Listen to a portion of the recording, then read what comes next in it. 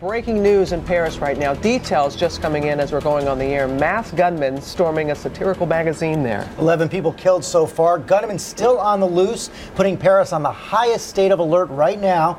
And the French president has rushed to the scene of what he's calling an exceptional act of barbarism against journalists. ABC's Pierre Thomas tracking all the latest. Good morning, Pierre. Good morning, George. We're getting word of that dangerous situation in Paris.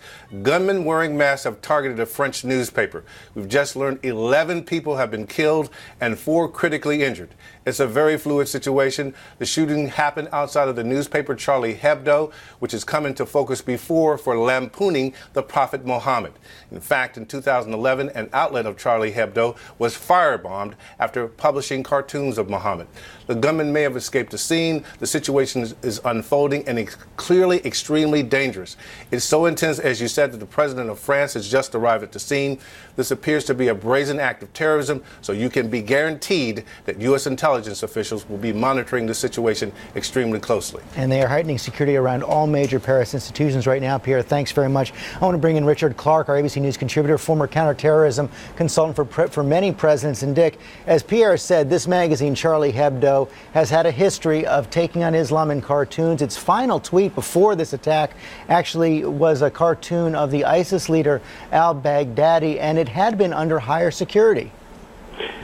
It's been a target of threats by Islamic groups for probably at least the last 5 years.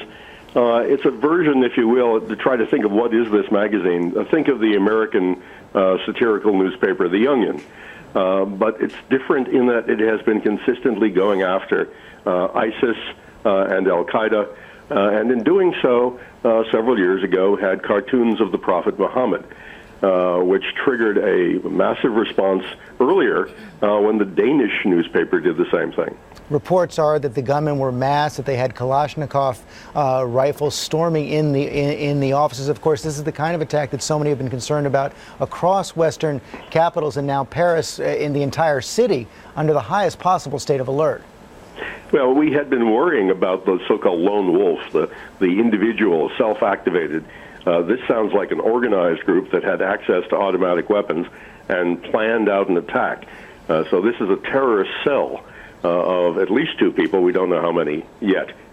And Pierre Thomas, I want to bring you back in because we have known about possible ISIS threats against American media as well. Yeah, late last fall, the FBI and Homeland Security put out a notice to media warning that ISIS radicals might target the media. It's something that has been of great concern to U.S. officials here, and I can tell you, based on what happened in France, law enforcement officials and intelligence officials around the U.S. government will be deeply focused on this, and they will probably put out a notice to law enforcement officials saying be vigilant. And we will continue to track this developing story. Pierre, Richard, thanks very much.